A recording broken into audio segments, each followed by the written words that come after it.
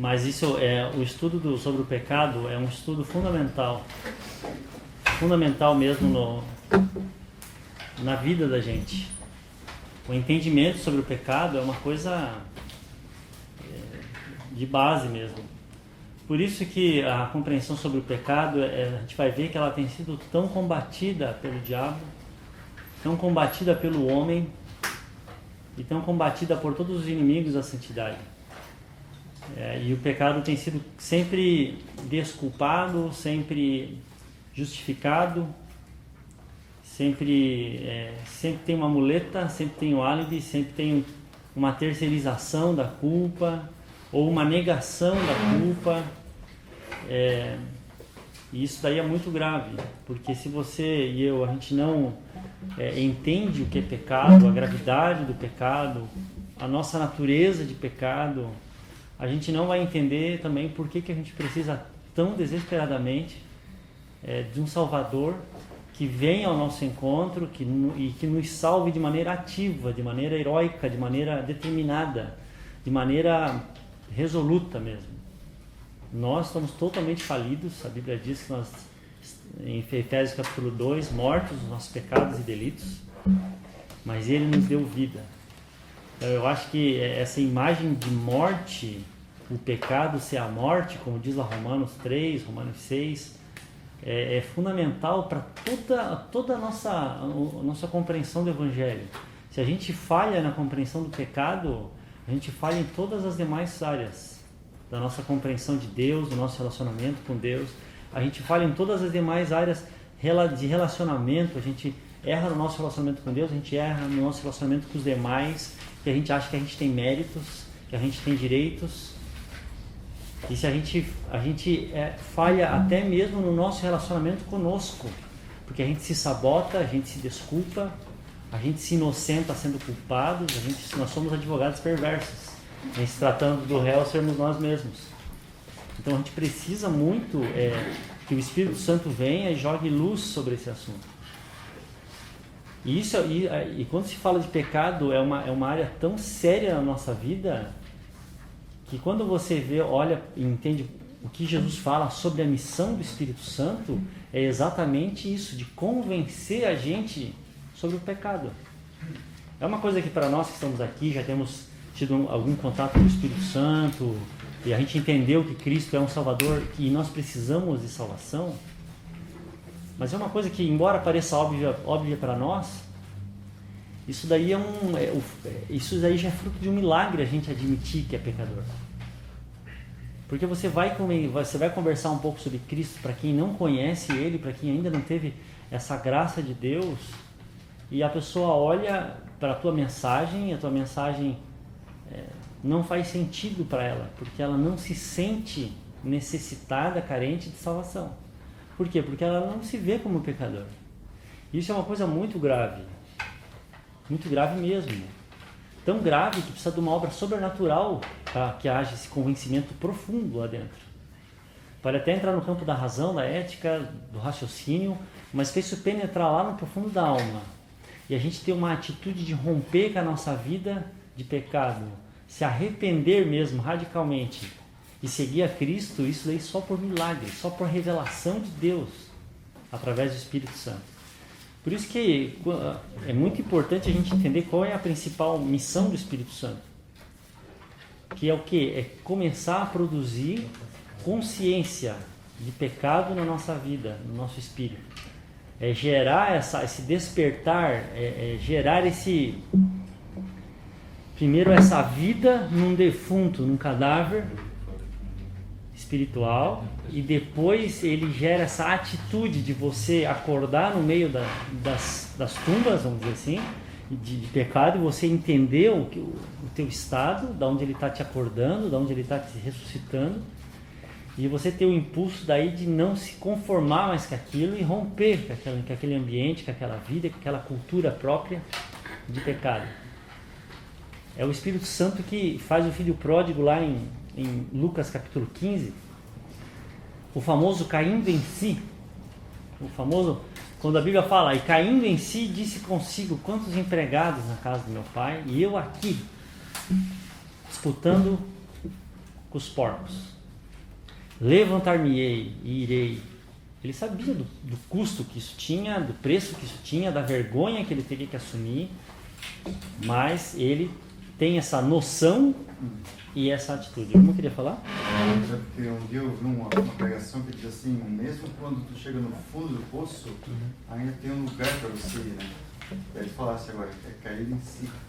Sim. Mais um lugar para você cair, que é cair em si. Ele fica olhando e fala. É verdade. Mesmo no fundo do poço, onde não tem mais para onde descer, você pode cair em si. Mas esse cair é um cair interessante, né?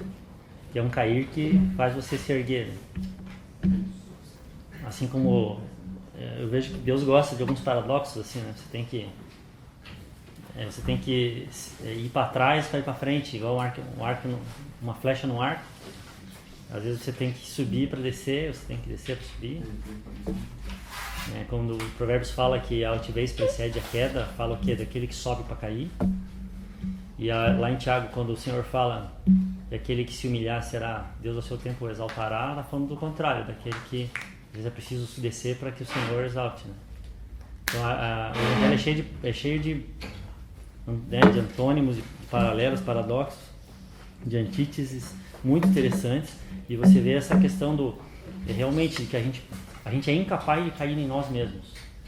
Pode todas as pessoas do mundo falar, criticar, e é muito interessante isso daí, porque você percebe o quanto uma pessoa está longe da salvação, quando você é a régua, né, que você mede a distância que uma pessoa está longe da salvação, quando você começa a falar do Evangelho e a pessoa olha e ela não entende que ela está longe.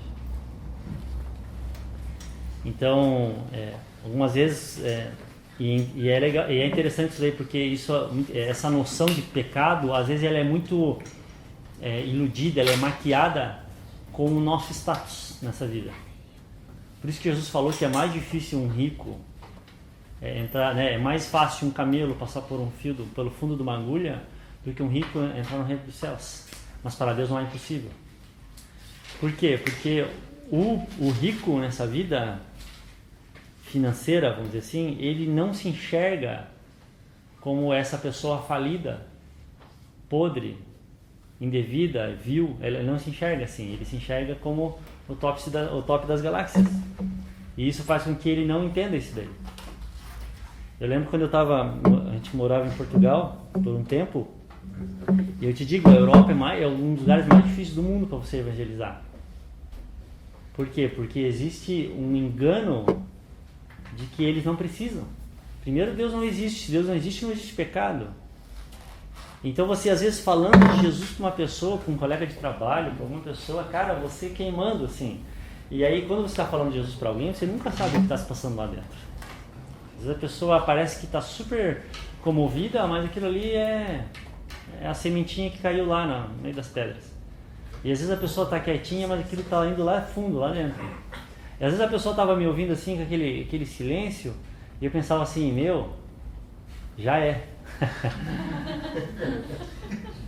Aí daqui a pouco a pessoa olhava e falava assim, depois de uns 15 minutos assim, de profunda atenção que eu estava dizendo, a pessoa falava assim, legal isso de vocês brasileiros, né? Vocês são bem espiritualistas, assim, né? Eu acho bonito isso na cultura de vocês. Procissões, velas, Jesus, essa coisa do sagrado. É bacana isso, né? Tem a ver com uma questão de ópio do povo, tipo assim, o Brasil foi pobre, você não precisa disso. Exatamente. Isso daí já pertence aos nossos bisavós que eram ignorantes. Nós já superamos isso. Então é ridículo isso, né? É bonito como folclore, mas não serve na minha vida. Lá na Europa as igrejas viraram condomínio, muitos, né? Sim, alguns viraram mesquita, outros viraram bar, outros também foram fechados. Né? Então, por quê? Porque é ridículo, isso daí já era, isso daí foi a sua época. É só para visitar. Então, no sentido missionário, é muito mais fértil um campo igual a África, igual a Ásia lá, no sentido da Indonésia, das ilhas lá, do que a Europa, do que os Estados Unidos. Quer ver quando você está falando de pecado para alguém e a pessoa olha e fala assim, minha mãe é evangélica, sempre ora por mim, eu ia na escola dominical, eu sei tudo o que você está falando aí. Inclusive, eu lembrei de um versículo aqui, aí a pessoa cita o versículo para você igual um papagaio, e você olha assim, meu, como é que essa pessoa vai ser convencida?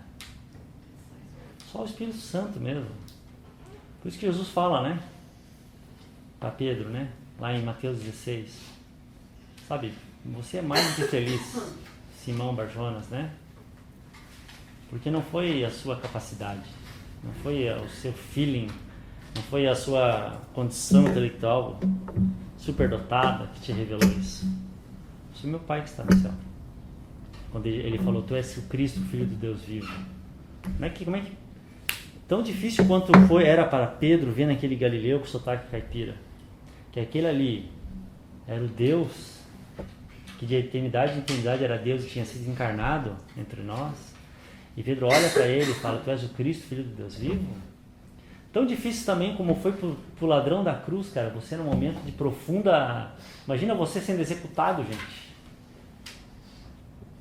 E eu acho que se é um momento em que você está concentrado em você, é o momento em que você está sendo executado. Vamos imaginar assim. Eu não consigo conceber a ideia de alguém que está prestes ou está no ato de ser executado e seja distraído com outra coisa. Não dá para imaginar isso.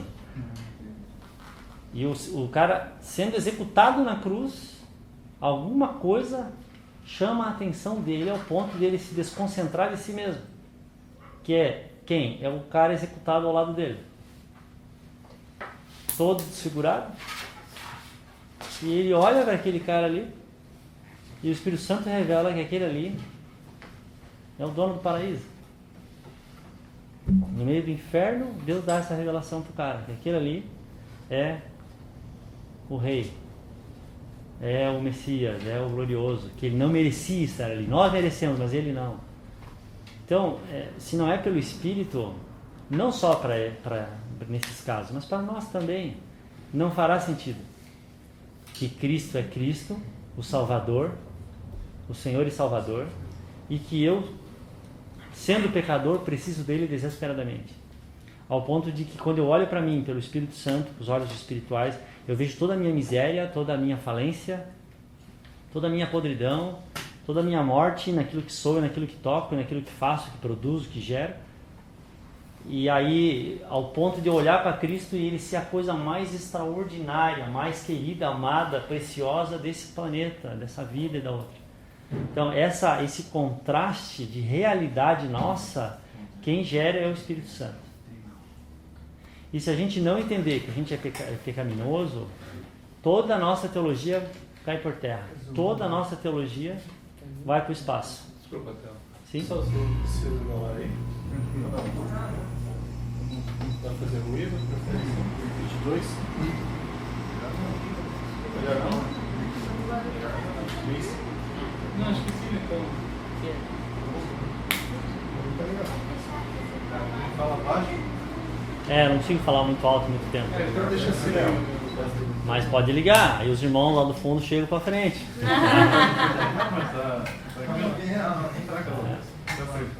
Mas já lotou. Pastor, uma pergunta. Essa incredulidade da Europa e dos países de primeiro mundo, será que está ligado com a presença do Estado oferecendo tudo, eles tornam assim os seres quase sem necessidade? Ou é profético? É que não dá para isolar muitas coisas, né, mano? Uma coisa está ligada à outra. Eu acho que do ponto de vista, se você der um zoom maior, né, você vai ver que isso está ligado aqui, com a vida de cada pessoa, com a condição de cada pessoa, com o fato de cada pessoa se sentir independente. E esse senso de independência que o conforto, que a estrutura de sociedade financeira pessoal dá, ela vai iludindo mesmo, ela vai entorpecendo o ser humano para ele achar que realmente ele é o cara, ele não precisa de ninguém, ele é dono da vida dele, ninguém fala o que ele é ou o que ele precisa fazer, e aí vai galgando no orgulho do coração. E claro, isso daí também tem a ver não só com o indivíduo, mas se isso é uma coisa que se espalha por toda a sociedade, isso se agrava, né? Agora, no ponto de vista, se tu afastar o zoom, tu vai ver o quê? Tu vai ver a história rolando de acordo com o que o Senhor falou, que dos últimos tempos se esfriaria o amor, que nos últimos tempos os homens seriam amantes de si mesmos, como Paulo escreve para Timóteo. Então você vai vendo as coisas, tem camadas rolando, né? Se cumprindo e acontecendo. Então, Oi, né? já que acho que como início de aula a gente procura às vezes contextualizar, introduzir, biblicamente existe assim algo que define o pecado? Tem. Um material que a gente tem aqui, ele vai fazer uma definição de pecado não muito sintética. Ele vai pelo princípio da etimologia, ou seja, pelas terminologias nas línguas originais. E aí, de acordo com o contexto onde cada termo é usado, ele vai dando o sentido do pecado. Porque é difícil a gente descrever o pecado de maneira simples. Por quê? Porque somos grandes pecadores e pecamos de muitas maneiras. Então é difícil dar pecado é isso. Porque pecado é isso, mas não é aquilo. Mas aquilo eu também posso transformar em pecado, dependendo da disposição do meu coração. E existe esse pecado aqui, mas existe esse pecado que tem uma deformação que torce para aquele sentido e para esse sentido. Então, por exemplo, se você abrir a página do seu livro lá, ele diz ali, por exemplo, na página 9, definição corrente, onde fala que a teologia sistemática entende que o pecado é qualquer falta de conformidade com Deus. Está vendo ali? Página 9. Qualquer falta de conformidade com Deus. Ou qualquer transgressão da lei de Deus, nada como regra a criatura humana, sendo o pecado tanto um ato quanto uma condição. O pecado é o estado dos homens, que se manifesta na forma de numerosos e perversos atos. Mas aí você vai para frente na página 10 e ele começa o quê? Aí, começando pelo grego, ele vai te dar as definições de pecado. Por exemplo, ali na azebeia, ali, tá vendo? Impiedade. Significa o quê? Literalmente, ali na caixinha do lado ele fala, literalmente não reverente, não adorador, não temente. Tá vendo ali, página 10, letra A. Ele também tem o sentido do quê? De ir além do limite estabelecido. Quando Deus fala, é até aqui, e você olha e transgride a lei de Deus, se colocando acima da lei. Tipo assim, é aqui porque tu quer, mas quem é você? Eu sou mais que você, eu não preciso obedecer o seu limite. Então esse é o sentido da transgressão, né? E aí ao longo do livro você vai ali, na página 12 ele continua, tá vendo ali, a origem do pecado, o problema do mal, falando dos termos hebraicos aí, que é o azon ali, dano, mal, prejuízo, ferimento. No ponto B, violência, mal, injustiça. No ponto C ele fala conotação tanto passiva quanto ativa, infortúnio, calamidade, perversidade, atividade que é contrária à vontade de Deus, né? E aí ao longo do livro várias vezes assim, você vai ver bastante termos que ele puxa do original, tá? Leia com calma, porque isso ajuda mesmo a ampliar essas multifacetas do pecado e do pecador, né? Então, gente, mais pra frente ele tem mais aqui, eu acho que é na página ali, na página 44 vai ter os termos hebraicos que ocorrem nas escrituras para o pecado. Então, por exemplo, no 2.1 ali na página 44 ele vai dizer o que? Pecado ali no atã, errar o alvo. Depois ele tem o outro, o pacha, né? Rebelar-se ou revoltar-se. Depois tem o sentido de impiedade na letra C, enganar, defraudar, trair. Na página 44, iniquidade, no sentido que você designa aquilo com má intenção. Esse é o sentido da iniquidade, né? Você meio que premedita o negócio. Vem daquilo que você é na sua essência mesmo. Depois, esse ponto E da página 46 é muito interessante.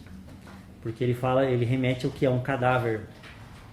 né? Inclusive esse Nabel ali, o termo cadáver na língua hebraica se deriva da mesma raiz de língua, da mesma palavra, da mesma radical de palavra, vamos dizer assim. Significa o que? Cadáver, morte, uma coisa sem vida, uma coisa seca. Depois tem o sentido de impureza, na letra F ali na página 47. Transgredir, como a gente falou, a questão do que é abominável também, que é mais do que asqueroso para Deus, mas produz nojo, intolerância mesmo. Então você vê assim que tem várias... depois ali na página 55, você pode anotar isso bem em casa, depois com calma, os termos gregos daí usados para o hebraico. E também vai amplificar esse significado. Ele vai falar ali da hamartia ali, que é o mais usado, né? O paroptoma ali, que é o passo em falso, da ideia de você achar que sabe e não sabe, porque a gente vai ver mesmo que o pecado tem muito de ilusão, gente. O pecado tem muito de ilusão. Eu vou pensar algumas características do pecado, não vai dar tempo de discorrer em todas, mas para a gente ter uma noção do pecado aqui, tá?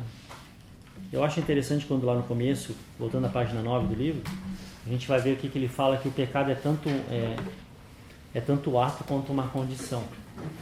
Acho muito interessante isso. Porque eu acho que aí é que, voltando ao que nós estávamos falando, a humanidade não tem percebido a condição ou o estado onde ela está. Por quê? Porque ela só tem foco nos seus atos. Então ela acha que ela não tem feito mal. Do tipo, você é pecador, e a pessoa responde, mas eu não mato, eu não roubo, eu não uso droga, eu não relaciona com as sociais, né? eu não falo palavrão, né? Eu não sou um cara mau, entende? Todos os meus amigos me acham gente fina. Mas é isso, o desafio de interpretar o pecado, e acho que o mais difícil é de perceber em si mesmo. Sim. Porque, veja bem, eu entendo da Bíblia que tem passagem que explica claramente que você reconhece o pecado no outro, porque você é praticante desse pecado. Sim. Mas é a tua natureza de rapidamente julgar, mas não perceber que justamente porque você... Aquilo que Jesus fala, né? Mateus 7, né? Você consegue enxergar o cisco lá no olho do irmão, mas tem uma trave no seu, você não enxerga. Então, mas o desafio da definição do pecado é justamente para ela te capacitar a você se autoanalisar, e rapidamente identificar o pecado em si. Isso é o Espírito Santo, provável, né? Sim, mas eu acho que o que dificulta isso que o André está falando, da gente não ter dificuldade em se enxergar, é porque a gente nasce em pecado. Quando você nasce com aquela natureza já de pecado, isso vem no teu DNA, é mais difícil de você... E você olha que todo mundo tem isso, entende? Então é mais difícil de você entender. Imagina que você vive numa vila isolada do mundo, né? E aí todas as pessoas nessa ilha têm 1,10 m de altura. São anões, né? Então você nunca vai entender que você é baixinho. Entendeu? Você nunca vai conceber que você é baixinho. Entende? Se alguém algum dia, né, abre um livro de anatomia e, sei lá, de alguma maneira percebe que está diferente e tenta falar para os outros vão falar o quê? Meu, esse cara ficou louco. Então essa questão de nós termos gerados e nascidos já em pecado dificulta muito. É a mesma coisa que você fazer uma pessoa... Imagina que é um cego de nascença. Como é que você vai explicar a visão para ele? Imagina, como é... Entende?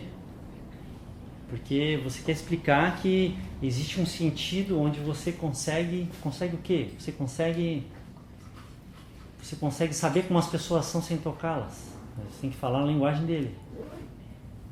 Porque ele só sabe como as pessoas são tocando. Então, Entende? já a consciência, né? Oi? Eu tenho que ter consciência do que é o pecado em mim, no caso. Sim, exatamente. Consciência. O problema é que o pecado distorce a própria consciência. Exato. Então a consciência nem sempre vai ser um mostrador, um display fiel ao que está acontecendo. Ela vai te dar uma noção muito boa, especialmente da justiça, né? Consciência. A consciência te dá um parâmetro de justiça. E todo mundo sabe quando sofreu uma injustiça, né? É isso que o André falou. Quando você percebe o pecado do outro contra você, é mais fácil você saber o que é pecado do que só você comete. Do que se só você cometesse pecado contra os outros.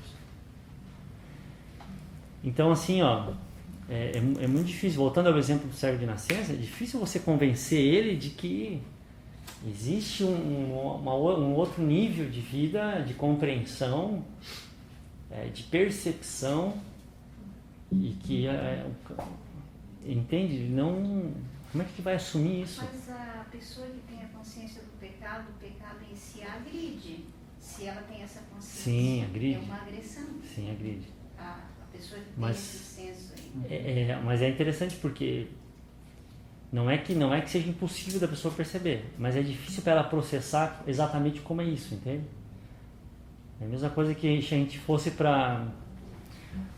Vamos viajar um pouco na maionese, né? Imagina que todos os seres vivos da Terra comessem igual eu e você.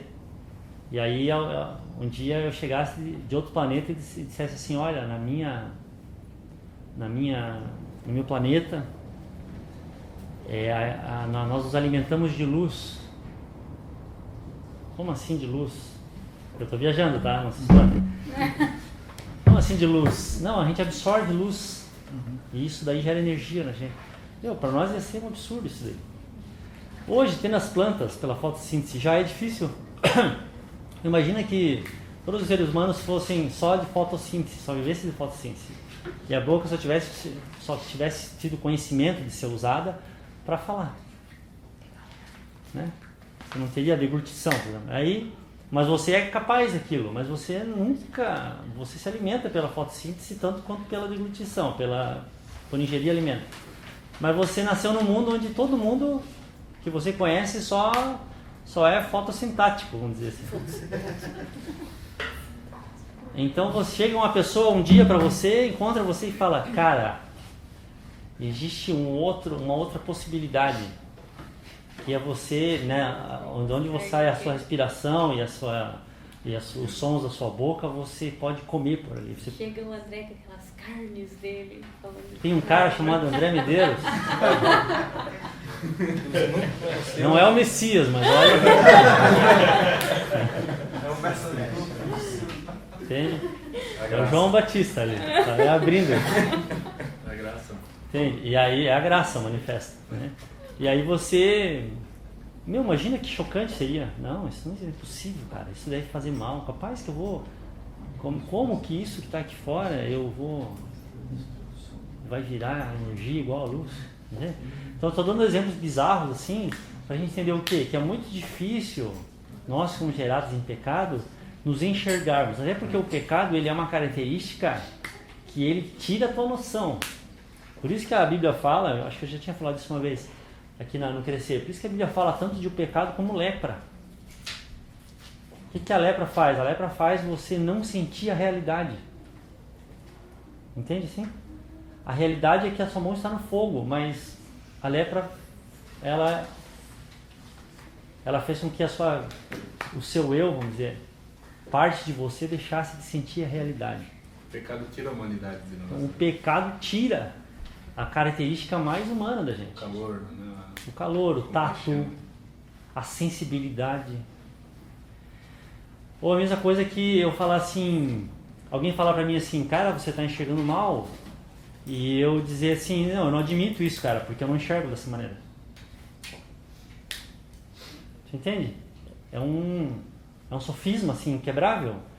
Você não se admite pecador, mas faz parte de não se admitir pecador o pecado. É uma coisa assim, é um ciclo de morte viciosa isso daí. Você entende assim? Uma coisa que atrapalha muito a mente do homem é ele não consegue aceitar que já nasce condenado, né? Não. Aí, como ele não pratica altos delitos, Sim. entre aspas, que condena, Uhum. aí ele fala, não, eu já sou bom, não sou santo. É muito interessante quando a gente... É bem isso assim, ó, a falta de consciência do Estado. Eu acho que é muito chave, tá? Lembra do filme Matrix? Quem aqui viu o filme Matrix? Quem aqui não viu o filme Matrix? O filme Matrix é assim, ó, basicamente, tá? O cara tá vivendo a vida dele até que um dia alguém dá uma pílula para ele. E essa pílula faz ele acordar, tipo, despertar do sono dele. Como se ele vivesse uma vida de realidade virtual. Aí ele acorda desse sonho e ele percebe que ele é escravo. Ele está sendo sugado, tipo numa incubadora. Então ele sai daquela incubadora e ele percebe que toda a realidade que ele estava vivendo antes de tomar aquela pílula era tudo realidade virtual, projetada na mente dele ali naquela incubadora enquanto ele era sugado, para ele ficar quietinho e continuar vivendo. Então para ele é um choque de realidade terrível, assim. E aí, claro, o Matrix vai fantasiar, dizendo que daí ele vai se fazer ele vai entrar de novo no programa de computador, agora com superpoderes. Ele vai ser o chefão da fase, né? E aí daí vai a fantasia do filme. Mas esse princípio de profundo despertar, de que você achava que era uma coisa e você não é, esse princípio é bíblico, de pecado. O pecado fez com que você, desde que você nasceu até o momento que você encontrou a Cristo, você achasse que você era o cara. E é parecido com o show de Truman. Exatamente. Isso é legal. O show de Truman é a mesma coisa. O show de Truman é um filme muito bem lembrado. É um filme que o cara vive ele nasce e cresce num reality show. Só que ele não sabe que ele está num reality show. E que o mundo dele ali sempre acontece alguma coisa, o pessoal da produção envolve ele para ele não sair dos limites da cidade. Então todos os personagens da cidade, tudo é um reality show. Só o cara que nasceu e cresceu e já é adulto não sabe disso. Até o dia que ele começa a se ligar que tem algumas coisas estranhas, começa a dar furo e ele sai do estúdio. Entende? Então é bem isso, sabe? A gente achava que a gente era uma personagem na vida. Que a gente era bom, que a gente era legal. Toda a nossa cosmovisão, o nosso senso de vida era um. Até o dia que que na linguagem de 2 Coríntios 4, né, o Senhor Deus disse, haja luz, e pá! Acendeu o holofote dentro da gente, a gente levou esse choque de realidade e percebeu que a gente estava vindo numa vida de pecado, uma vida de ilusão. Todos nós éramos cegos espiritualmente. Nós éramos mortos. Sim. E agora Começamos a ver, exatamente. A Bíblia vai usar muito essas linguagens assim para a gente começar a entender o que é o pecado, né? Falando de realidade virtual, né? E de ilusão, até um exemplo que eu dei no culto dos jovens faz um tempinho atrás. Essa questão de quando eu era criança, eu vivi muitas aventuras, entendeu? Eu fui campeão mundial, eu lutei várias vezes na Segunda Guerra Mundial, morri umas 85 vezes por baixo. Conquistei a minha Medal of Honor, que é a medalha de honra. Fui campeão de Fórmula 1, bati o Ayrton Senna, Schumacher, toda a galera da minha época. Ganhei umas 10 Copas do Mundo. Eu vivi muitas coisas, só que não vivi. Quem viveu foi o Avatar meu, naquela tela de computador. É outro filme também. Né? O negócio tá meio hollywoodiano. Ô, Theo, deixa eu aproveitar que você comentou mais uma vez, me chamou a atenção, a palavra em pecado, né, como condição. Isso. A palavra em pecado, ela tem um peso e uma aplicabilidade diferente e forte no meio cristão, né? Sim. Particularmente, eu entendo que todos nós estamos em pecado, né? E não somente o líder que, né, traiu a esposa e agora está sendo massacrado por todo mundo. Ele está em pecado. Não, mas nós também estamos em pecado. Mas ele cometeu um pecado maior. Não, mas quem disse que o nosso é menor?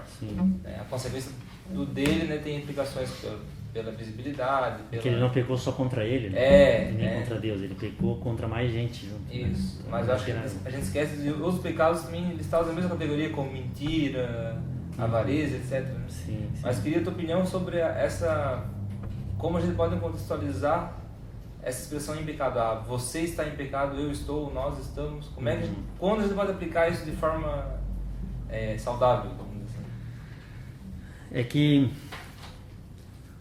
É que assim, existe em pecado, como disse Davi no Salmo 51, né? Em pecado me concebeu minha mãe, né? Então é uma coisa que já vem de berço, vamos dizer assim. Mesmo que nasceu num berço de ouro, infelizmente nasceu num berço de pecado. Agora, eu acho que quando a gente fala em pecado, é porque a gente está no meio cristão, né? É que a gente está falando o quê? Uma pessoa que não está tendo fruto de que está em Cristo. Entende? Porque espiritualmente existe essa posição geográfica, vamos dizer assim, entre aspas, de posicionamento de vida. Ou você está em Cristo, ou você está nas trevas. Entendeu? Então daí é uma linguagem, acho que Paulo usa mais isso do que qualquer outro escritor do Novo Testamento. Essa expressão em Cristo, quase que radicado em Cristo, entende assim? Baseado em Cristo. Os judeus também usavam essa expressão, mas fazendo uma referência alegórica a Sião, né? Sempre em Sião está a minha alegria. Montes altos de Sião. Tal, porque Jerusalém era edificada sobre um monte de Sião está edificado. Então eles achavam assim que ali era, como Deus vinha ali era a presença de Deus, ali era inabalável, né? E então tem essa questão que no Novo Testamento, né, é transferido para Sião, que é essa alegoria da grande rocha na qual o povo de Deus está baseado, está reunido, está guardado, protegido, celebrando a Deus. Salmo 46 vai falar desse senso de Sião também, a cidade de Deus. Deus ajudará no romper da alva. Há um rio cujas correntes alegra a cidade de Deus, o santuário das moradas do Altíssimo. Deus está no meio dela, não será abalada. Deus ajudará no romper da alva. Então assim, isso é transferido para Cristo. Cristo é a rocha onde agora nós estamos radicados, como edifícios de uma cidade construídos sobre essa grande rocha. Nós somos edifícios de Deus, apesar de que a linguagem de edifício é usada por Pedro. Mas calma aí, deixa eu ir mais devagar. Vou pegar um papagaio aqui. Entende? Mas assim, você está em Cristo. Então, se você está em Cristo, nova criatura é. Aí que ele fala, as coisas velhas já passaram, tal. Paulo ainda vai chutar mais alto quando ele fala que nós estamos assentados com Cristo na região celestial. Então, você precisa viver novidade de vida. Porque se você colocar, nós estamos nas regiões celestiais em Cristo Jesus, e você cruzar com Eclesiastes, que diz que não há nada novo debaixo do céu, há novidade então só para quem está nas regiões celestiais. Então você vai ter novidade de vida porque você está em Cristo. Então nesse contexto de linguagem, eu acho que os cristãos usam essa expressão de dizer, não, mas o cara está em pecado, no sentido de que ele se posicionou. Não foi um ato que ele cometeu pecaminoso, mas ele se posicionou de uma maneira totalmente fora de Cristo, fora da santidade. Ele se posicionou numa maneira de pecado mesmo, né? Está agindo perversamente. Agora é claro que em pecado é que nós, mas a gente vai chegar lá, mano, que é a questão daí das duas naturezas, né? Nós estamos em pecado, né? Santos, mas pecadores. Já ainda não. Fala, mana. Queria que tu pudesse talvez esclarecer um pouquinho, porque eu lembrei, enquanto vocês discutiam aí, eu estava lembrando do texto de Gálatas, que fala ali em Gálatas 3:25 ali, que fala da tutela da lei para nos conduzir a Cristo, né? Isso. Que a lei nos serviu de aio, até que viesse a fé e que tivéssemos o entendimento, né? Sim. Pode falar um pouquinho sobre isso? Assim, ó, aqui é lama, tá? Eu tinha começado o meu desenho aqui. Minha obra de arte. Isso aqui é morte, tá? O que é morte? É uma condição de quem está na lama, afogado nessa lama. Essa lama aqui é o pecado. Tá? Deus está lá, na glória inatingível para nós. Então, o que é essa condição? Todos nós nascemos aqui. Todos nós nascemos submersos em pecado. portanto, morte espiritual, vamos dizer assim. Então, quando se fala de vida, alguém que saiu pela graça está saindo dessa lama, para nós é uma coisa, outra realidade que a gente não consegue. Quando você não era cristão e alguém chegou dizendo que conheceu Jesus e uma nova vida, isso para você foi absurdo. Você achou que era mais uma das ilusões podres aqui da lama, né? O cara agora chapou, agora virou fanático, está sendo enganado por alguém e tal. Porque a gente não concebe outra realidade fora daqui. Aqui não se concebe santidade, por exemplo. Aqui não se concebe um cara, jovens solteiros, sem relação sexual que desagrade a Deus, sexo só depois do casamento, por exemplo. Isso é inconcebível, isso aí os caras é piada. Não existe isso daí. Você não pode ser homem, viril e se abster e tal. Por quê? Porque essa é a realidade desse mundo aqui. Você não pode... E aí vai mais um monte, porque daí tem influências de cultura aqui, gente. Cultura familiar, cultura de sociedade, inclinações pessoais de quanto você decidiu dar vazão para elas, que determinam aqui a profundidade que você vai ou que você não vai. Entende? Então você olha na televisão lá o cara que estuprou, matou, tal, você olha que ele está aqui, entende? Ele está aqui embaixo. E aí você está um pouco aqui em cima, você pensa assim, eu sou melhor que ele. Mas em termos de afogamento, os dois estão mortos afogados. Aliás, se você estivesse aqui, você ia morrer afogado do mesmo jeito. Você não morre afogado quando você está a 10 metros. Basta você estar submerso, você morre afogado. Uma poça d'água, dependendo do ângulo, você morre afogado.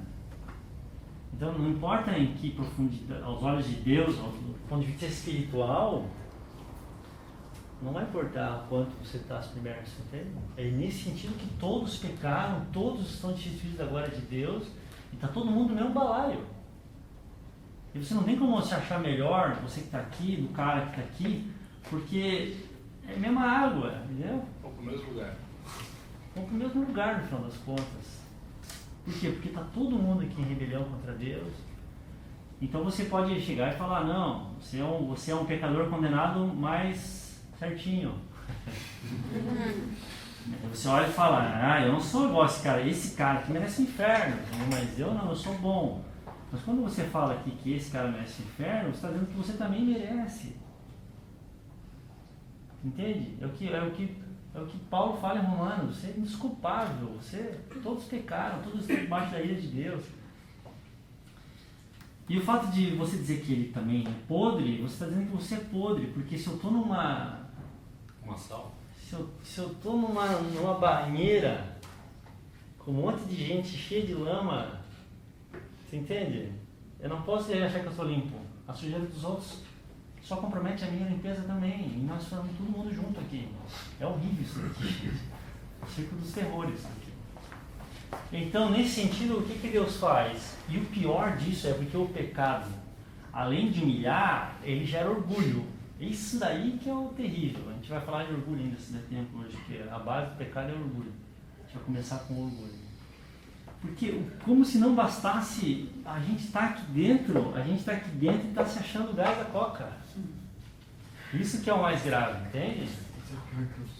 Porque você acha que não existe Deus, que você não está aqui embaixo, que não existe baixo em cima, não existe nada, que tudo é só mito, que tudo é não sei o quê, que você é super evoluído, que você tem tecnologia, ciência, você é um cara esclarecido. Para desse papo de comunidade de idade média, sobre pecado, sobre certo e errado, sobre moral e imoral. Então o que Deus faz pela misericórdia dele? É como se Deus jogasse aqui uma escada, vamos dizer assim, uma escada lá do alto, chamada lei. E na base dessa escada, que ao longo dessa escada tem uns termômetros, entende? E aí você olha para a lei e você tem um termômetro dizendo assim, meu Deus, cara, eu sou um cara mau, velho. Cara, realmente essa panelona de lama tá fervendo. Meu Deus, cara, eu estou piorando. Para auxiliar a consciência contaminada pelo pecado, Deus manda essa escadaria onde cada degrau tem um termômetro. E quanto mais fundo ela vai, mais o termômetro aponta que está ficando mal. Então, por isso que você tem essa noção daquilo que é mal e daquilo que é abominável. Romanos 7. Né? Romanos 7. E você olha e fala, meu, mas eu não queria estar aqui nesse degrau. O bem que eu quero fazer, não faço.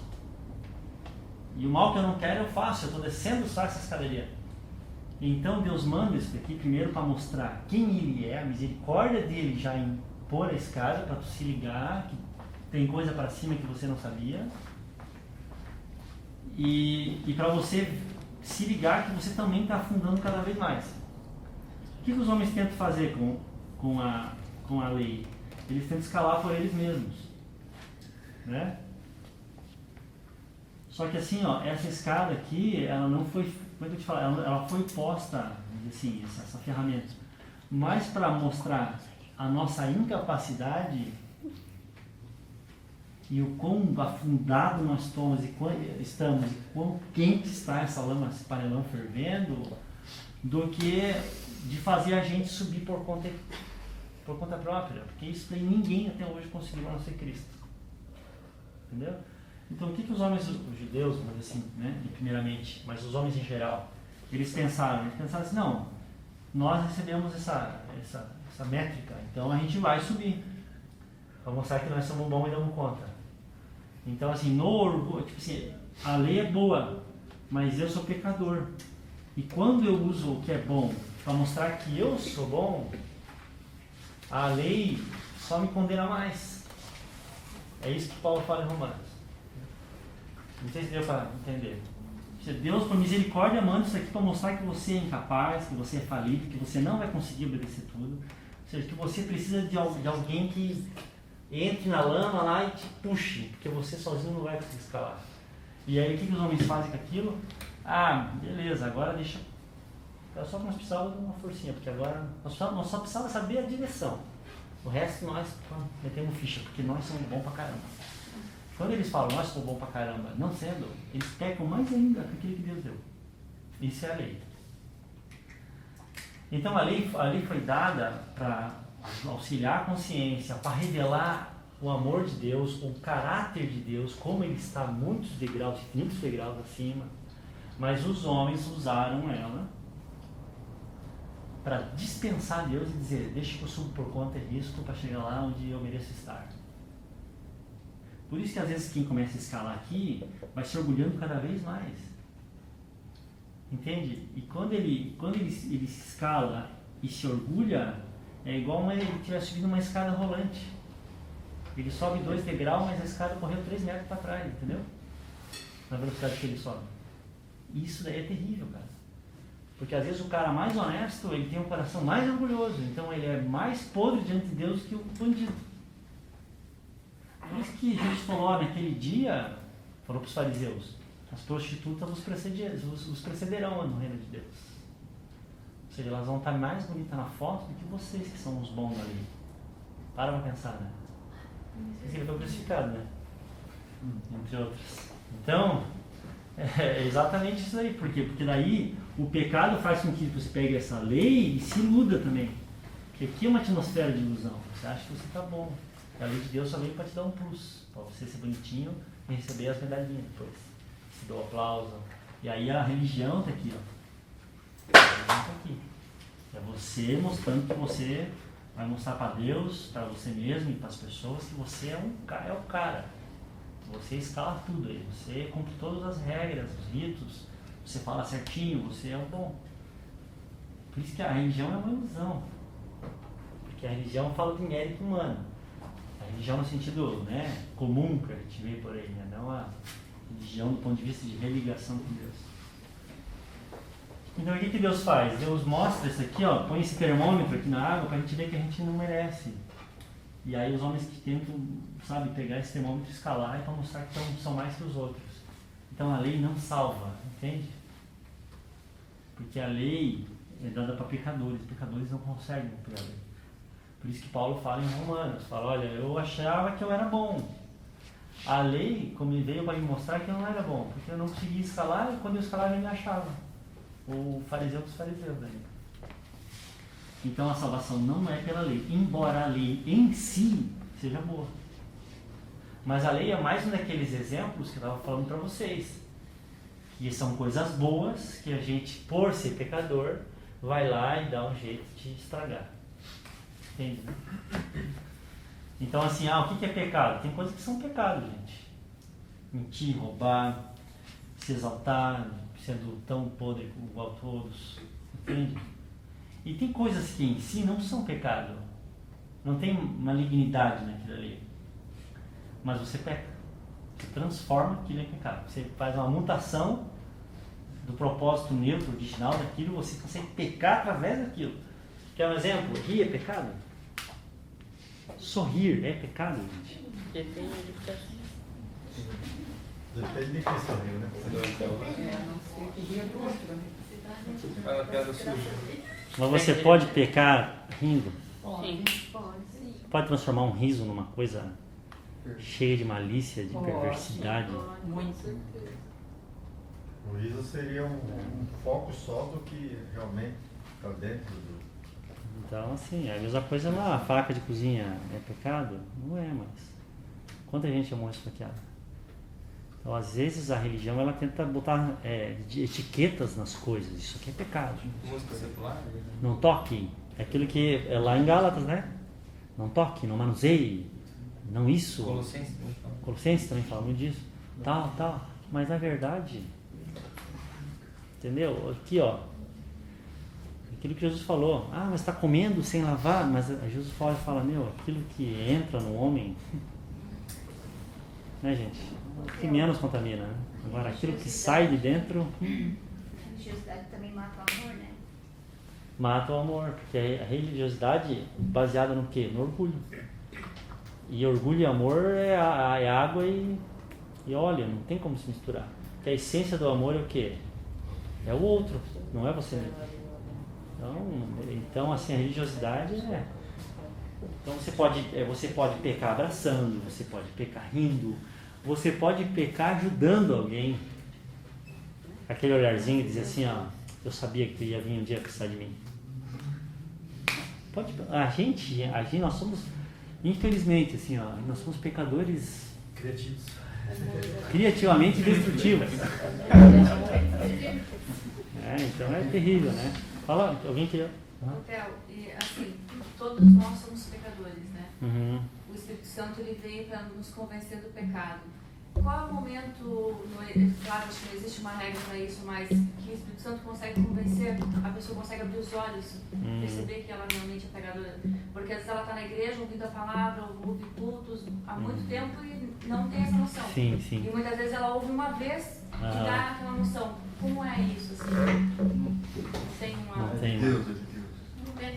É um mistério, Então, e nós podemos... Cada experiência, você vai ouvir cada um daqui, cada um vai contar. Será que talvez seja pelo quebrantar do coração dela, sejam pessoas que sejam mais sensíveis ou não, uma pessoa que seja mais dura ou menos dura, não tem também... Tu vê, eu vi o caso de Paulo, por exemplo, né? Paulo estava a toda velocidade aqui em Damasco, respirando acusações, sabe? Ele não estava quebrantado, entende? Ele estava, pelo contrário, ele estava querendo quebrantar alguém na porrada. Desculpa o termo. Então, ele estava nesse espírito, sabe? De repente, sabe? O Senhor vem e dá um choque nele. Né? Outros é um processo lento, outros é através de uma enfermidade que quebranta o orgulho, entende? Então, como Deus vai fazer isso é um para cada história. No exemplo dela até comentou assim, normalmente pessoas que estão na igreja, estão ouvindo, mas não estão respondendo da maneira frutífera, seria, né?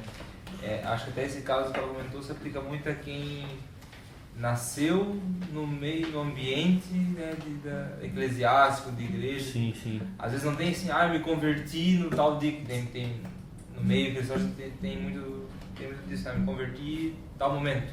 Sim. Para aqueles que já estavam nesse meio, talvez não tenha esse choque. E nem precisa ter, na verdade, né? A questão é como vocês comentaram, né? Quando que ela passa a responder de maneira que isso. está de acordo com o Evangelho, né? É difícil de dizer, né? Não tem, né? Não...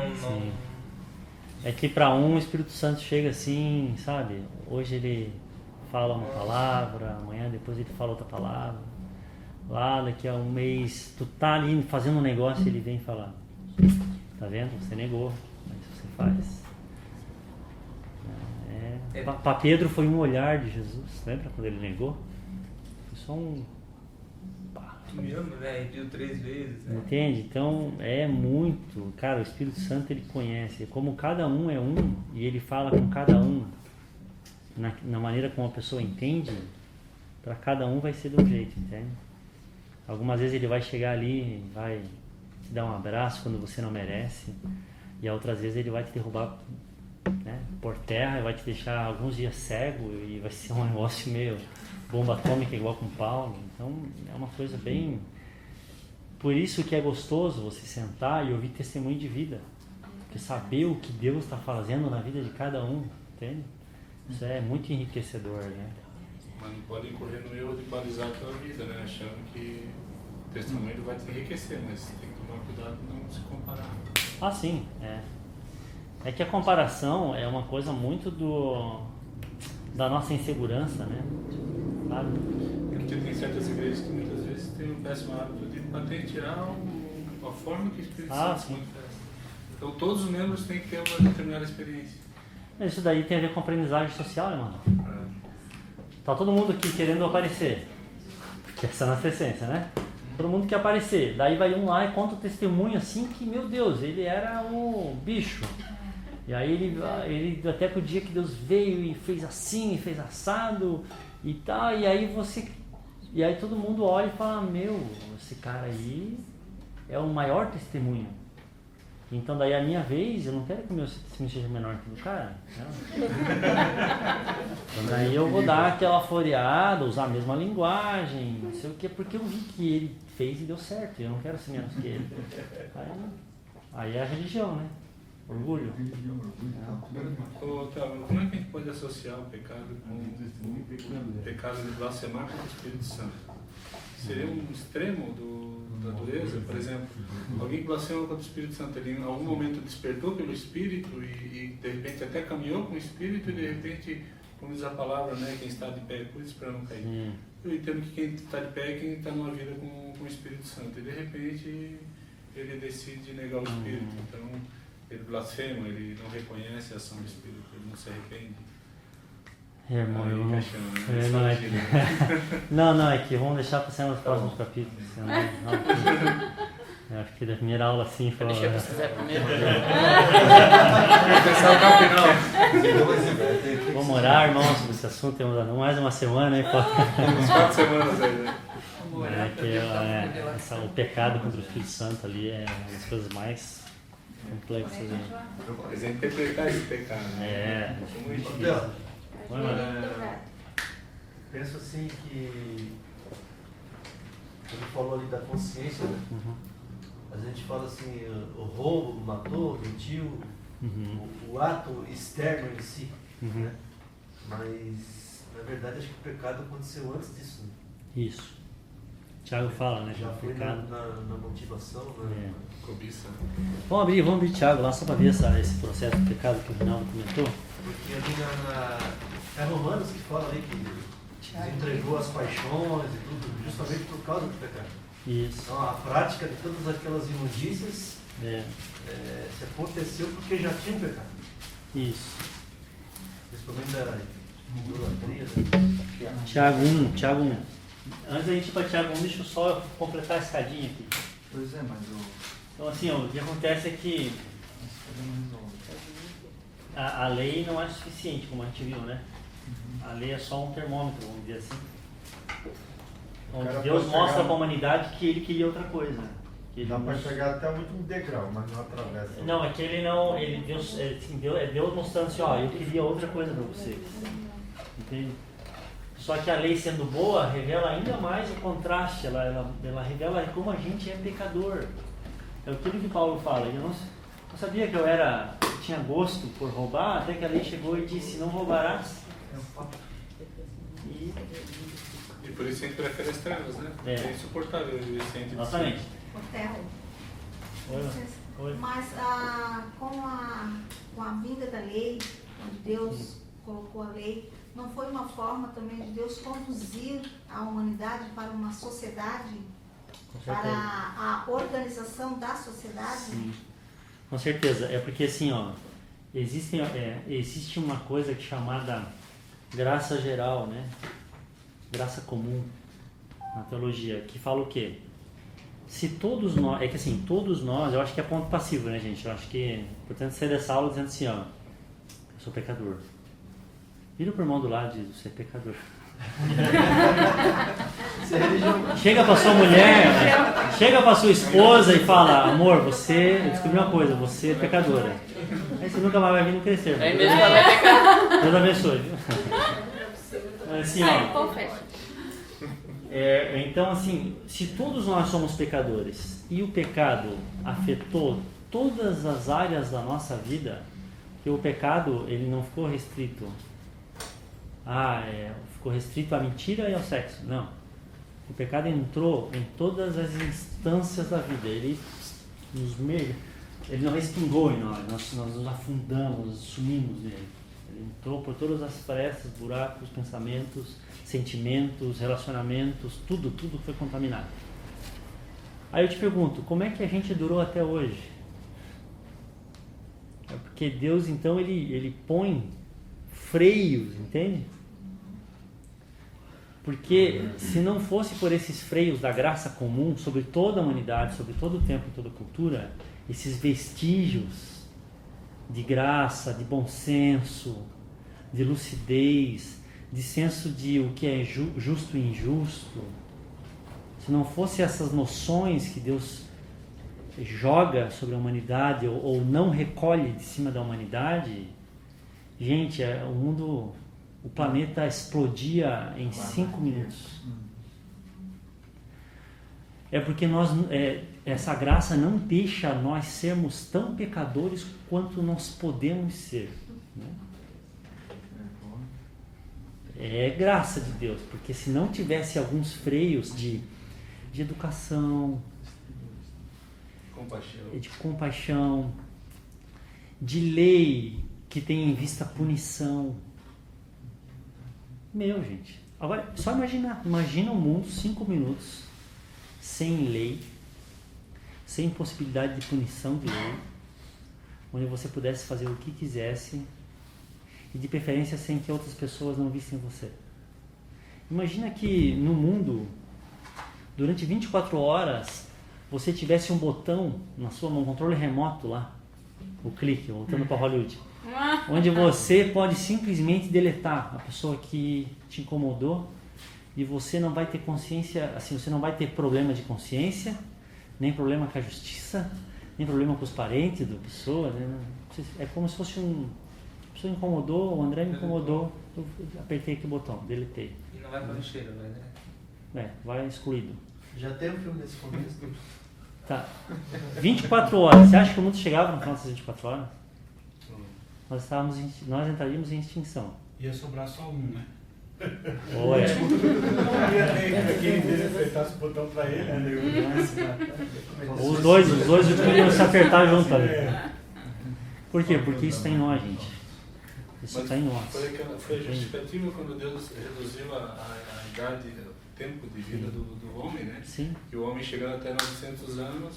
Eu fico imaginando se a Dilma vivesse 1000 anos. Se eu vivesse 1000 anos, desculpa. Não, mas o que Deus fez basicamente foi o seguinte: eu vou trocar a pilha do controle. Vou tirar lá a Duracell e vou colocar uma Xing Ling. Porque o nível de mal... Que daí o cara vai fazer menos... Calma, tem a Joaquim Levin dele. Entende, mano?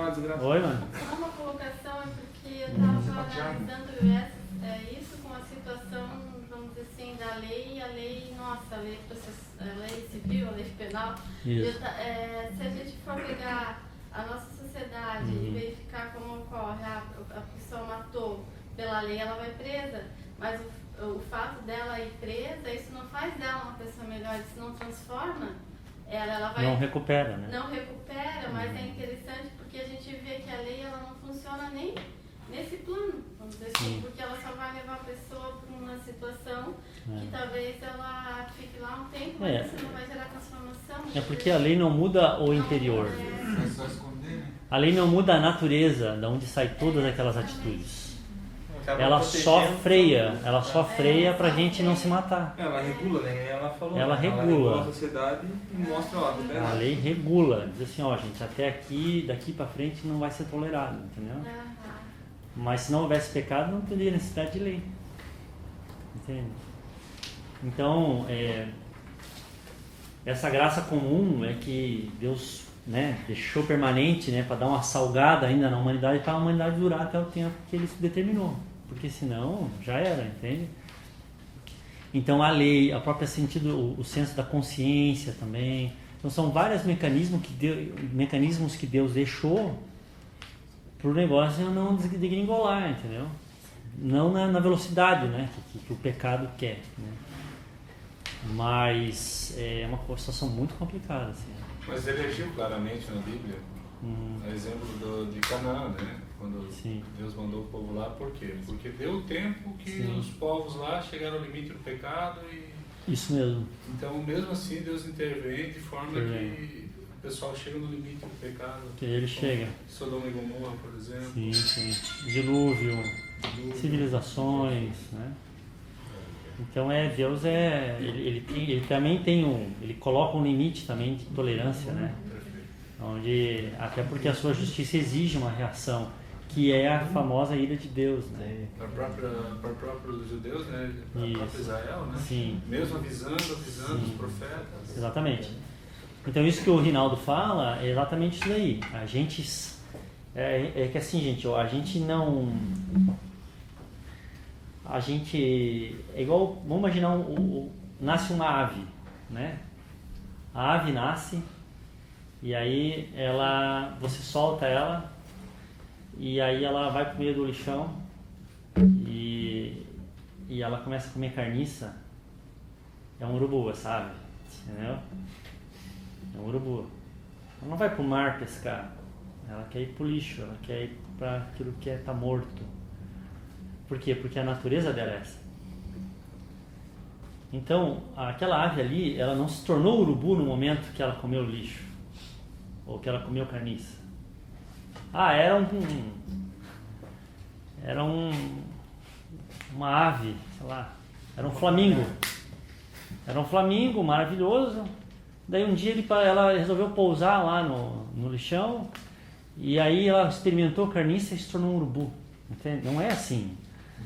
Então, é aquela história, a gente não é pecador porque a gente comete pecado. A gente comete pecado porque nós somos pecadores, porque essa é a nossa natureza, nós sentimos gosto por isso. Nós temos inclinação para isso. Nós temos instinto voltado para isso. Então, nós somos pecadores, meu. Essa é a nossa essência, entende? É assim que nós gostamos, mesmo com a lei. E é isso que nos assusta, porque a lei mostra o quê? Aquilo que a gente não quer ver. E o que a gente não quer ver? Que a gente concorda com a lei, mas gosta de quebrar ela. Né? Em graus diferentes. Um pode apostar racha e atropelar uma pessoa a 200 por hora. E o outro não. O outro ele vai a 100 por hora, como eu na BR. E na frente do posto da polícia ele passa a 60. Entende? Não é hipocrisia da minha parte? Eu estou querendo fazer de conta que eu estou viajando sempre do limite, vamos imaginar. Então, na hora que eu passo na frente da polícia, eu estou agindo como um típico religioso. Que peca a semana inteira e domingo ele passa ali na frente do posto da polícia, da igreja, mostrando que ele vem na velocidade adequada. Ele está viajando bem, com segurança, rumo a Nova Canaã.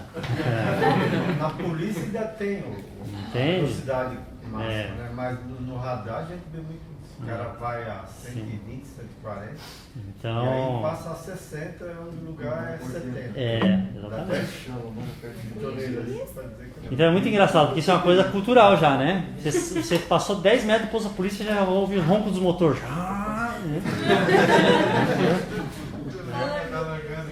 Fala, irmã. Quem não faz isso? Ou também. Levanta a mão.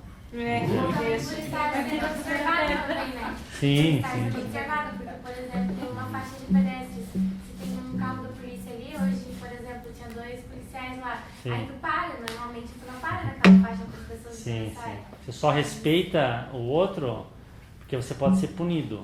Isso é lei. Mas a lei mostra o quê? Que a gente não gosta, entende? Que nós somos fora da lei por natureza. Eu preferiria que os policiais não estivessem ali. É o que nós queríamos, entendeu? Então, gente, o que mostra isso daí? Nós somos pecadores mesmo. Por isso que quando vê, o que o Salvador teve que fazer então? A gente jamais ia conseguir, ia né, estabelecê-la. Então ele vem, mas como nós estamos aqui mergulhados, ele não pode vir aqui só, entendeu? Assim, jogar uma boia na superfície da água, porque a gente está lá no fundo. Jogar uma boia lá na superfície não vai adiantar. Então ele vem e entra na nossa realidade, entra no Rio Jordão, onde só entravam os caras pecadores, não era? Né? Só entrava para ser batizado por João Batista os pecadores. Aqueles que eram tão pecadores que falavam assim, não me suporto mais, eu preciso simbolicamente morrer para essa minha vida e tentar viver outra vida daqui para frente. Era o batismo no arrependimento de João. E tinha os fariseus lá comendo pipoca na plateia, todo mundo dizendo, entendeu? Era todo um constrangimento. Inclusive estava a polícia lá, os soldados romanos dizendo, e aí o cara tinha que ter grande humildade, vamos dizer assim, ou grande falta de tolerância com o seu próprio pecado, para dizer, chega, eu preciso mudar. E aí quem está lá? Jesus, cara. O que Jesus está fazendo lá? Está se identificando com os pecadores. Ele não é pecador, mas ele está entrando lá no lodo do Rio Jordão para dizer, estamos juntos. TMJ. Né? Eu estou aqui porque eu vim até aqui embaixo para arrancar vocês daqui e levar para cima. Então essa é a glória de Cristo, né? A glória dele é ter descido, se humilhado, feito um de nós, e com isso daí ter nos levado aonde nós jamais chegaríamos sozinhos. Né? Fala, irmã. Então a lei poderia ser uma muleta ou justificativa para a pessoa não entender que ela é pecadora, ela usa então a lei como uma... Não, pelo contrário. Não, pelo contrário. A lei mostra que ela é pecadora. É que assim, a lei é uma bússola, entende, mano? Ela mostra que você está fora do caminho. Mas ela mostra também que a tua vontade de jogar aquela bússola teimosa, vamos dizer assim, fora. Não, eu me refiro ao uso e costume, no caso. Não seria uma muleta para justificar esse eu pecador da pessoa? Sim. Aí tu diz assim de eu estabelecer regras, exato, eu cumprir regras e mostrar que eu estou bem na foto. Também tem esse lado da lei, né? Agora a lei é uma bússola, mas a lei não te faz chegar lá. Né? Ela só mostra que você está fora do caminho. O caminho é lá, mas ela não te... A lei só mostra como você está perdido, ela não mostra, ela não te leva lá. Levando lá só Cristo mesmo te pegando, dizendo, quer vir? Quero, então vamos. Oi, Sidney. Passa pelo comigo. Oi, Sidney. Eu queria voltar com aquela questão lá do pecador. Normalmente a gente ouve essas pessoas utilizar a palavra, né? Por exemplo, torcedor é aquela pessoa que torce, né? Pescador é aquela pessoa que pesca, né?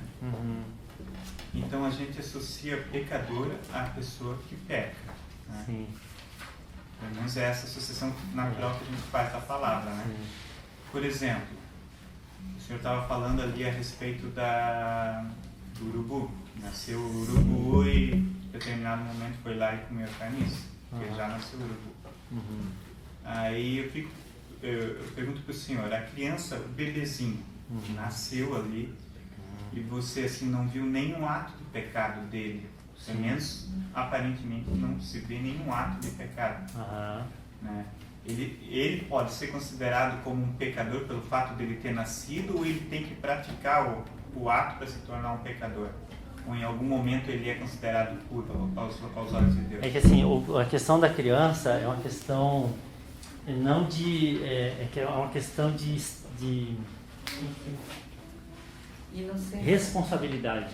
É diferente. Não Né? responde por si. É que a criança ela não tem noção. Não tem noção. Então, à medida que a noção dela, até o intelecto dela se desenvolve, você já vai ver essa estrutura de pecador, né? Essa natureza nela. Só que ela não tem noção nem de quem ela é, que ela existe, entende? Mas ela é pecadora. Mas ela é pecadora. É pecadora. Do ponto de vista de natureza, ela já tem a natureza do pecado nela. Então você vê isso, gente, na experiência também, né? Por exemplo, só um minutinho. A gente vê isso na experiência. A criança, ela nasce manipuladora. Ela chora e ela chorando, ela viu que você veio. E deu de comer pra ela. Aí amanhã ela pensa assim, inconscientemente, aí tá. Não, se eu chorar, não tô com fome, mas se eu chorar ele vem, entendeu? E ela dá o tapa, ela não sabe que ela está sendo egoísta, entendeu? Mas ela é egoísta. Ela não quer repartir. Mas em os 2 dias, por exemplo, você não tem essa consciência de sim. Eu vou berrar e alguém vai não. Ela está ali. É um pecado inocente, digamos assim. Talvez, digamos, nos primeiros minutos que ela nasceu. Aliás, gente, a gente nunca vai saber exatamente quando que é esse momento. Entende? Onde a criança começa a fazer. Entende? Isso é um mistério. Mas e se considerar aquele salmo que diz que iniquidade me concebeu minha mãe? Sim. Se for por aí, já nasce pecador, assim. Não, é que tá. É que assim, ó, eu quero dizer assim, ó. Nasce pecador, mas não nasce condenado. Essa é a distinção. O próprio Jesus falou, né? Entende? Vinha minhas crianças que dela de Deus. Então, ele não condena as crianças. Entendeu? Por isso eu falo assim, ó, não. A criança nasceu pecadora. Então ela nasceu pecadora digna da ira de Deus. Então ela é pecadora e se ela morrer ela vai para o inferno. Ela não tem responsabilidade. Então é esse sentido. É como ela não tem noção, ela é. O que ela já. Ela já é. Desde o ventre da mãe. A natureza já está ali, já está toda orientada para ser egoísta, para ser. Só que como ela não tem noção nenhuma, ela não sabe nem que ela não, entendeu? A criança meu Deus, gente, é quase uma planta, né? Quando nasce, vamos dizer assim, ela só tem alguns movimentos, alguns sentidos, entende? Mas ela não, à medida que ela vai podendo ser ela, porque vai desenvolvendo o intelecto, os sentidos que também nascem quase embotados, né? A própria visão vai se desenvolvendo, os outros sentidos vão se desenvolvendo. Aí ela começa a mostrar, ela começa a ter chance de mostrar por que ela veio. Vai toda pecado junto. E é interessante, vai aflorando o pecado junto, na mesma proporção. Então assim, agora em que momento que Deus responsabiliza aquela criança de juízo, entendeu? Aquele momento em que a criança dá o tapa consciente e esconde a mão, entende assim? Para continuar fazendo, já com malícia, com maldade, com intenção de iníqua, vamos dizer assim, de sacanear, vamos dizer assim, de machucar, e com intenção, com noção. Então, isso daí só Deus é que sabe. Isso é no versário, né?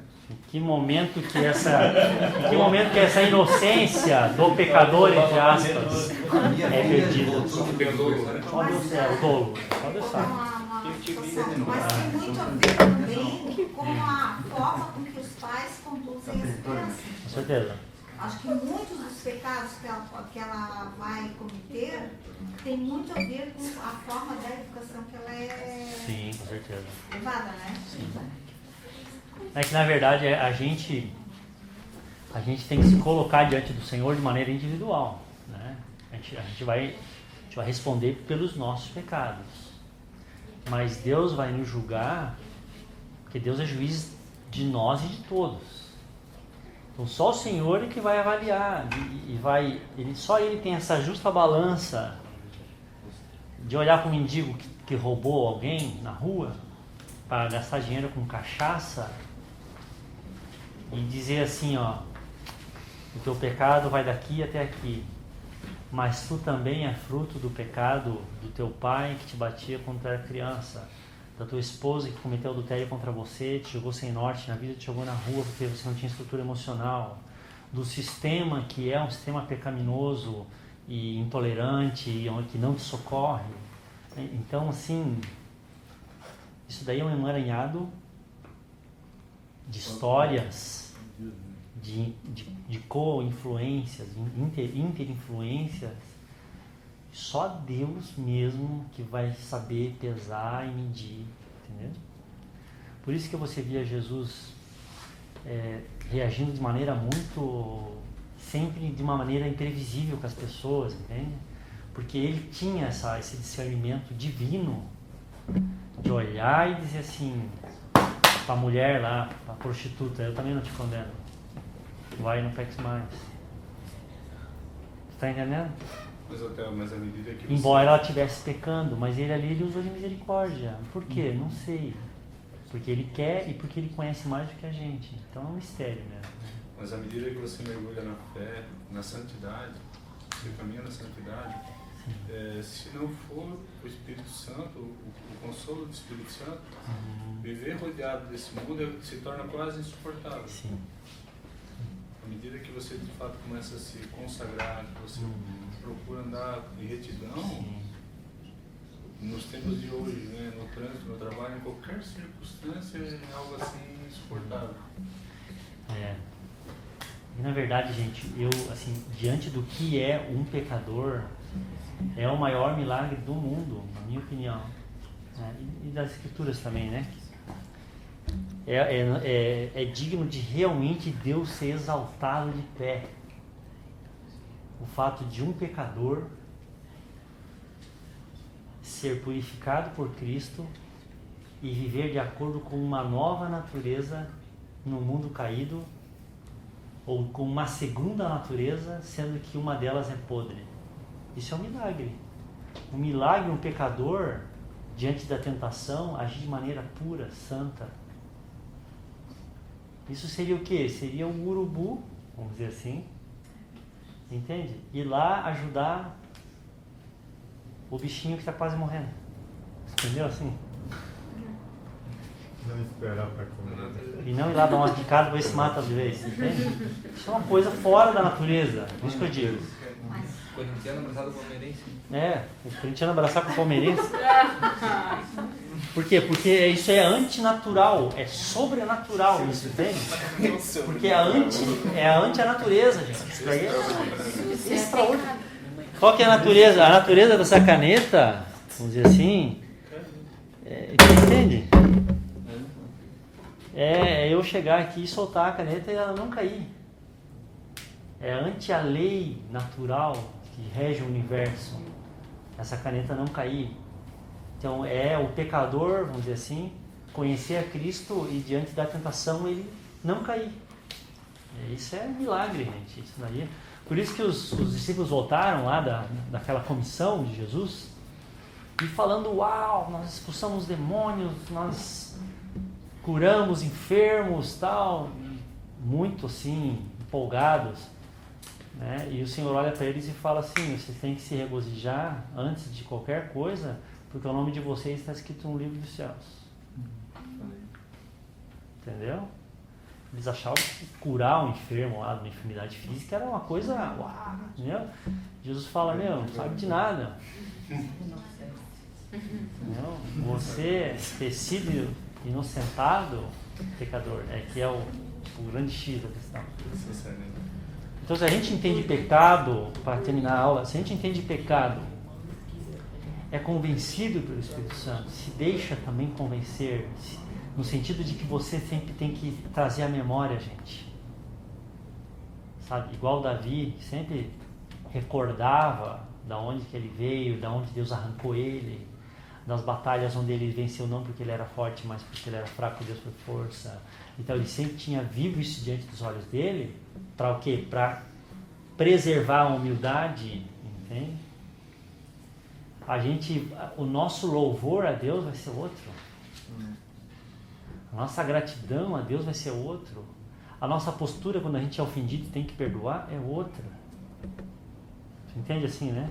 Quando você vai para o Calvário e vê Cristo, espiritualmente falando, desfigurado, torturado, amassado, moído pelo Pai, abandonado pelo Pai, e você, sabe, todo dilacerado, e você olha angustiado e você vê que foi você que causou aquilo ali, foi o seu pecado, foi o nosso pecado, você não tem coragem de não perdoar. É escândalo. Entende? Você não tem coragem de não amar, porque ele amou até a morte de cruz. Então, assim, é fundamental para o Evangelho esse entendimento. É tão fundamental isso daí, porque lá em Apocalipse a gente vai ver o quê? O Cordeiro no trono, entendeu? Ele podia ter visto muitas figuras de Cristo, porque ele estava vendo o quê? A glória da eternidade, João. Mas aí ele olha para o trono, ele ouve falar, o leão de Judá venceu, não chores, ele é digno de abrir os selos. Aí ele olha e virei-me para o trono, se eu não me engano é Apocalipse 5, virei-me para o trono, e aí ele olha, talvez até esperando encontrar o leão no trono, mas ele encontra o quê? O cordeiro como tendo sido morto. E aí o que são os cânticos de Apocalipse falam de quem? Do cordeiro. Pois compraste para Deus povo de toda a língua, digno és, porque foste morto, e tal, entendeu? Por quê? Porque por toda a eternidade Deus vai conservar viva essa imagem de Cristo como cordeiro. Por que como cordeiro? Porque o cordeiro remete ao quê? Ao meu pecado. O cordeiro é aquele que tinha que ser morto pelo pecado do outro. Isso no lugar daquele propiciação. Ele é substituição. Entende? Então, por toda a eternidade, vai se manter viva essa ideia.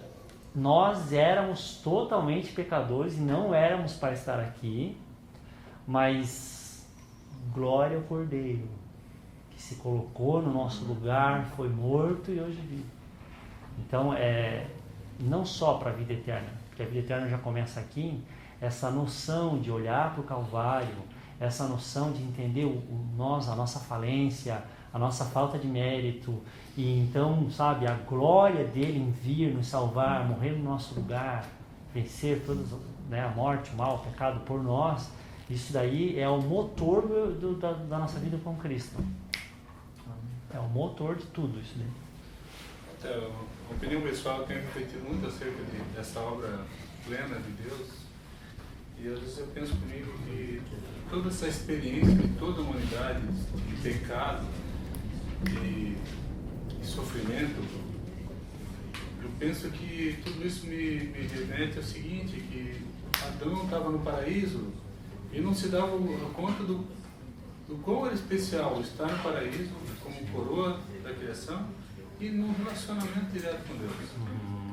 E toda a obra de Deus, do início ao fim, ele é como um memorial para toda a eternidade, para mim pecador, para mim que realmente experimentei a minha vida, minha experiência, minha vida aqui de pecado e sofrimento. E tudo que ele fez, ou seja, pela eternidade eu vou estar apropriado de uma gratidão, sempre lembrando da grande obra de salvação. Talvez, pensando como uma obra de Deus como um todo, eu penso que a conclusão poderia ser essa. Deus permite, né? Toda essa história da humanidade, para que, quando for grato a Deus, grato com base nessa experiência. De quanto sou merecedor, o quanto é misericordioso, o quanto eu não tinha noção lá no paraíso, lá com Adão, do quanto Deus era capaz. Aprove a ele, né?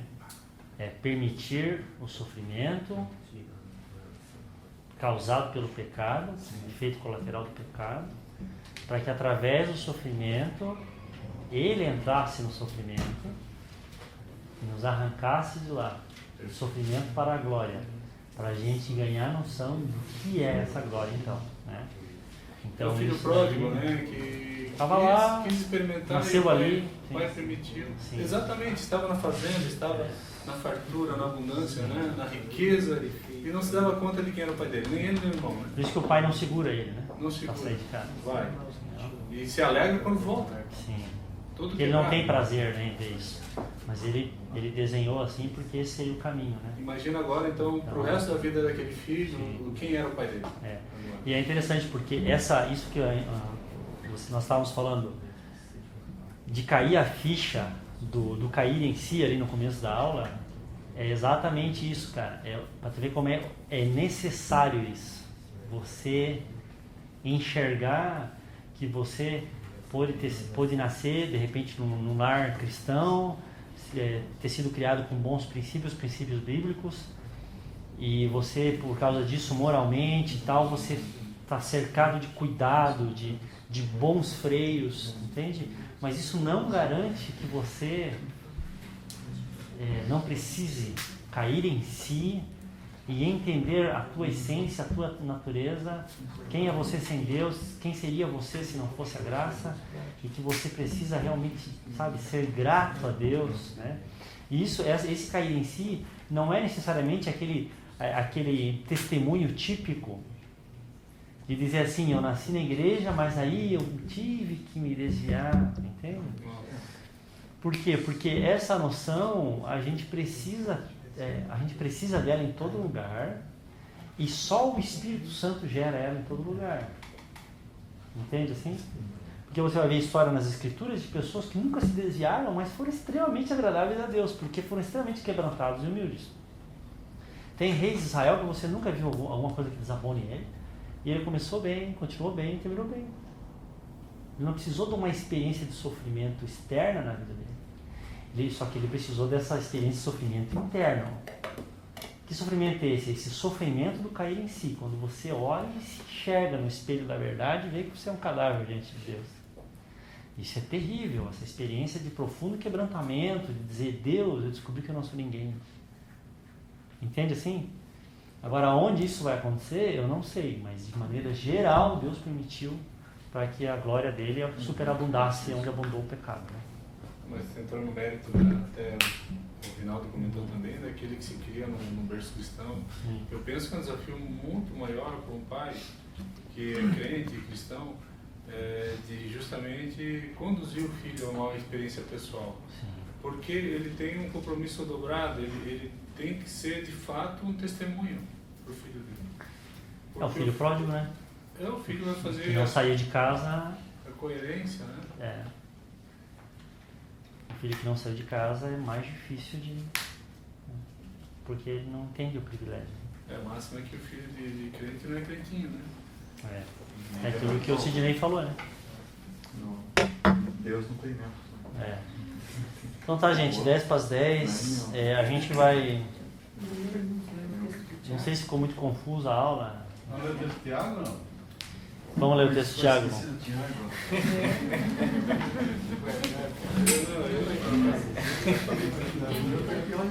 Pecador, né? Sou um pecador. Me perdoa, irmãos. Pequei.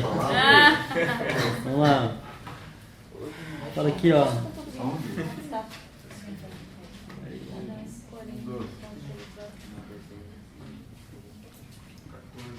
14. 1,14. Cada um é tentado quando atraído e fisgado, né? Pela própria... Arrastado e... pela própria concupiscência. O que é concupiscência? É um desejo... Mau desejo. Aquele desejo que você sabe que não está... 15. Depois, havendo a concupiscência concebido, dá à luz o pecado. E o pecado, né, gera morte. Então, assim, esse é o passo, né? É que o fato é o seguinte, todos nós, quando a gente fala que todos nós nascemos em pecado, todos nós nascemos com a nossa inclinação, as nossas distorções pessoais na área dos nossos desejos também. Temos inclinações, né? Temos as nossas próprias inclinações. Então, um tem prazer em roubar artigos de R$3 e a pessoa é milionária. É ridículo, né? Mas é o prazer que o pecado gera nela. Inclinou ela para aquilo ali. O outro nasceu, e isso todos nós nascemos com essas distorções também, tá? E às vezes elas são potencializadas pelas experiências da vida. Então, assim, eu digo por mim, eu nasci com uma tendência a ser mentiroso, a ser violento. Essas são as minhas tendências. Você olha pra mim e fala, não acredito, mas é. Né? Fui expulso de jardim de infância por violência. Terrorista. Chefe de gangue. 2 vezes. 2 vezes? Cheguei a cortar menino com vidro, com caco de vidro. Cheguei a quase afogar uma criança, a professora salvou ele quando ele estava já perdendo sentido. Então, essa é a minha essência. Outra coisa, mentir daí também. Mentir. Então, quando Deus me encontra de verdade, mas assim, filho de crente, tudo bem, não precisa, é aquela história do filho, o pródigo de dentro de casa. Quando Deus me pega, o que ele vai fazer? Ele vai pegar onde abundou o pecado e superabundar a graça. Então Moisés lá, que foi o cara violento, o bonzão, que assassinou o cara, depois de 80 anos lá, você vai ler que Moisés era o homem mais manso da terra. Porque na nossa fraqueza é que Deus é forte. Entende? Então Deus pega o cara violento e faz o cara manso. Mas depois de muita prensa, entendeu? E Deus pega também o cara mentiroso e faz o quê? Faz o cara ser boca da verdade. Por isso você está me ouvindo. Olha só o milagre de Deus. É isso, para que eu nunca me exalte, entendeu? É assim que ele faz. Ele joga. Eu sei que a graça de Deus, eu que era um grande mentiroso, ser posto por Deus na frente dos meus irmãos, dos filhos dele, dos santos dele, para falar as verdades dele, das quais eu não sou digno. Então sempre isso me gera gratidão e humilhação. Entendeu? Então todos nós nascemos com essas inclinações, entendeu? E essas inclinações vão se manifestar na nossa vida. Um vai ter tendência para ser mais mulherengo, o outro vai ter tendência. Apesar de todo homem acha que essa paixão dele é mais forte que os outros. Né? O outro vai achar que ele é o xerifão, é o machão, é o valentão, é o brigão. O outro vai ser vítima. A outra vai ser vaidosa, a outra vai ser sempre a tadinha da história. Aí você vê, então o orgulho ele vai trabalhar de alguma maneira para manifestar essa distorção. Essa distorção, o que é do desejo, na maneira de agir, é a concupiscência. Cada um de nós nasceu com as suas, com o seu pacotinho, né, personalizado. Então quando a gente abraça essa concupiscência, e a Bíblia usa essa linguagem da geração, né, sabe? Quando penetra em você, você deixa... Essa concupiscência, ela te engravida malignamente. Entende? Então é por isso que ele fala ali, ó, cada um é atraído, né, e fisgado, arrastado, né, pela sua própria concupiscência, né, maldade. Então daí, essa concupiscência, quando ela concebe, o fruto disso é pecado. Você gera isso em você e você está pecando já. E aí o pecado conduz à morte. A meta da morte é a concupiscência. A única maneira de detectar um pecado que uma pessoa tem, ela não saiba que ela tem, é só pelo Espírito Santo. Pode revelar isso? Ela tem alguma coisa? Sim. Ela não sabe que ela tem. Sim. Tem consciência. Só que o Senhor fala de muitas maneiras, né? Não é só diretamente por um profeta ou por um conselheiro cristão. Às vezes pode ser circunstâncias da vida que ele trabalha, o Espírito Santo trabalha para te dar tirar aquela polaroid assim, né? Pá! Se flagra assim que você é pecador, né? Amém, irmãos? O horário já passou. Deus abençoe. Vamos orar só.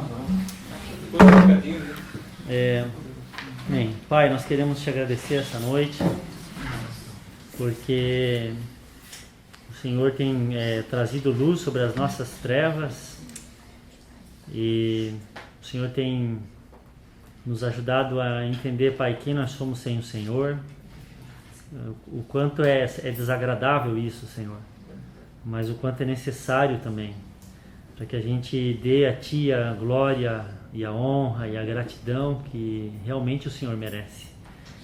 Nós não merecíamos, Pai, nós éramos Teus inimigos quando Cristo ao seu tempo morreu por nós. Obrigado pelo Teu Espírito Santo, que faz com que a gente não ouça essas verdades bíblicas com o coração rebelde, nem com ouvidos fechados, mas o Senhor o Teu Espírito Santo testifica que nós somos assim mesmo e que somos carentes da glória de Deus. Pai, obrigado pela Tua graça, continua conosco, Senhor, no nome de Jesus. Amém.